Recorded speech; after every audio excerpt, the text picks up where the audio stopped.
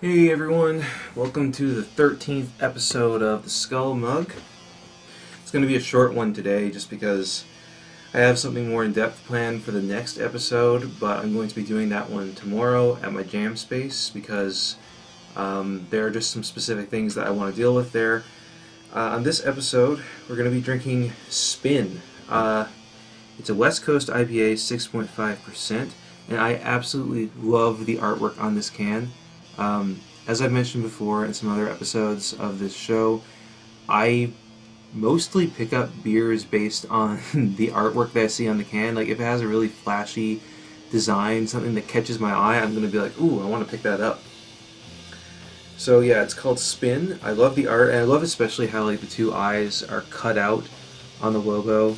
So like they're, you get the metal of the can reflecting through the actual pasted on label. It's done by Gallicus Brasserie. I'm not entirely sure where that's located. Let's see. Okay, it's in Gatineau, which is, I believe it's close to the Ontario border here in Quebec.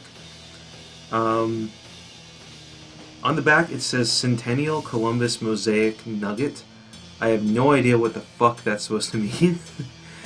But yeah, it's a West Coast IPA, 6.5%, and time to pour.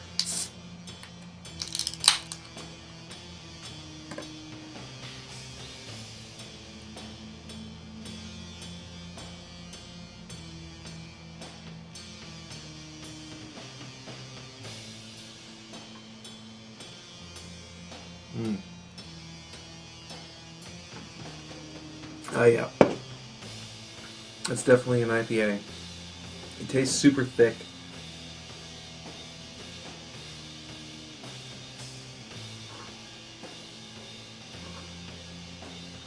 It's got that really pale hoppy flavor.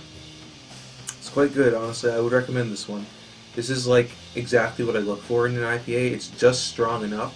It's not overbearing, but it's not underbearing either. I don't know if that's a word or not, but that's how I would describe it. So what I wanted to talk about in this episode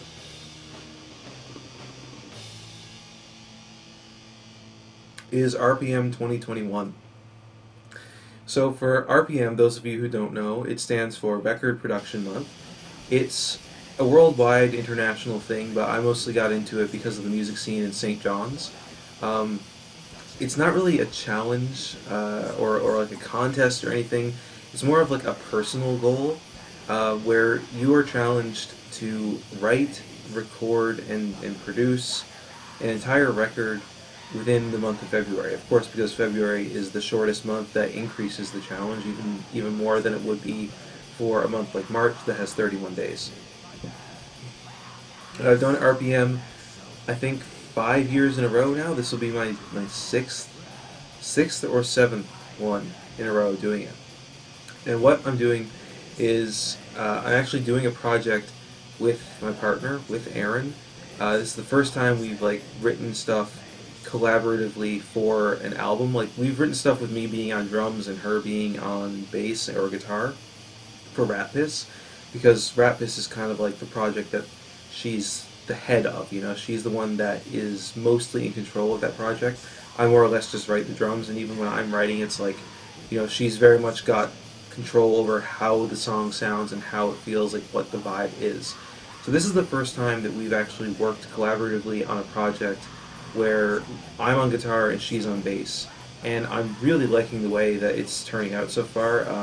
We are actually a really good duo when it comes to writing together, which I feel like for some couples who are also musicians, like, doesn't come naturally to them. You know, I've heard horror stories of people who try to write music together who are in a relationship, and it just ends up being a horrible clash of ego, but it doesn't happen with us, and I feel really lucky for that. The name of the project is Dendrochronologist, which is it's a word that means a scientist that studies the age of trees based upon the number of rings that are on the inside of the trunk.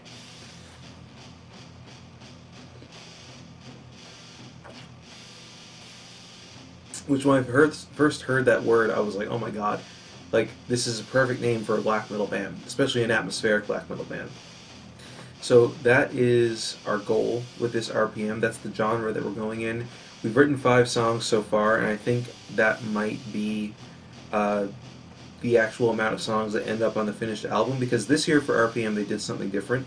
Typically what it's been is you either have to make 35 minutes worth of music in total or 10 songs, and that is how you accomplish the RPM project. You know, that's how you finish the challenges, by meeting one or two of those parameters. But this year they actually changed it up, where they gave you 4 options of you can either have this many songs or this length, and it determines whether or not you like completed it or not based on the challenge that you set for yourself.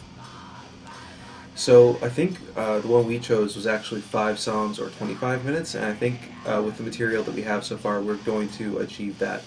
And the reason why we chose that is just because it's been a really hectic time for us. You know, Aaron's still in school, I'm still at work. I have a couple weeks off right now, which I'm really happy about, and it's given me time to work more on this. But I have a bunch of other things that I'm also trying to get done with this time that I have off. So RPM has been kind of like on the back burner, but we are going to accomplish it. I'm going to the jam space tomorrow to record drums for the songs that we've written, and I'm super, super stoked on that. Besides that, I am actually also trying to do a second RPM, which is a secret, or at least I've kept it secret until now. I don't know why I haven't told anybody about this. I guess it's because I don't know if I'll actually be able to accomplish it in time, but I'm doing a second Wavering Radiant album. If you're not familiar with Wavering Radiant, that is my neo-folk / dark country project. It's a project that I did for RPM back in 2018 or 2019. I'm not sure which year it was. And I did it that year because I was still new to living in Quebec, living in Montreal. I didn't really have access to a drum set. The only thing I really had was my electric guitar, and I wanted to try doing neo-folk. So I just basically came up with a bunch of songs and played the guitar cleanly without any distortion on my amp, and I released that album. The name of the album was Forest Dweller, and then I also did an additional single after that I actually wrote as it sounds silly to say now, but a bit of a love song to like this person that I was into at the time, who ended up rejecting me. But like, you know, it's ancient history, it's in the past. But I'm doing a second album as Wavering Radiant, the title of which, or the project name Wavering Radiant, I of course got from the ISIS album, because I'm a huge fan of that band. May they rest in peace. Check out Aaron Turner's other music. He is a fantastic musician. I really, really love his shit. But yeah, the name of this album is Polar Ritual, and I'm hoping to have it done to accomplish it for RPM, but if I don't get it done, I mean, oh well. It's going to be actually acoustic this time. Instead of playing an electric guitar cleanly through an amp, I'm going to be recording all of it on Aaron's acoustic guitar. I've got about 6 or 7 songs written for it so far. That I've also recorded the guitar parts for. So I've only got like 3 or 4 left to do. Hopefully we'll accomplish that before the end of the month, but that still remains to be seen. So that's really all I wanted to say. I'll give you guys a little taste, maybe, of some of the music that we have. At least, maybe I'll show you the album artwork here. I'll put it up just so that you know what's going on.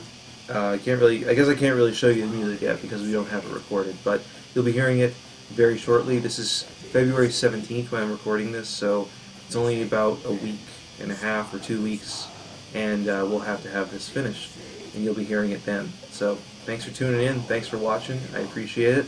Once again, the beer I was drinking on this episode is Spin or Syn. I'm actually not sure what it is. I think it's Spin. SPN by Gallicus Brasserie. Hope you enjoyed. See you in the next one.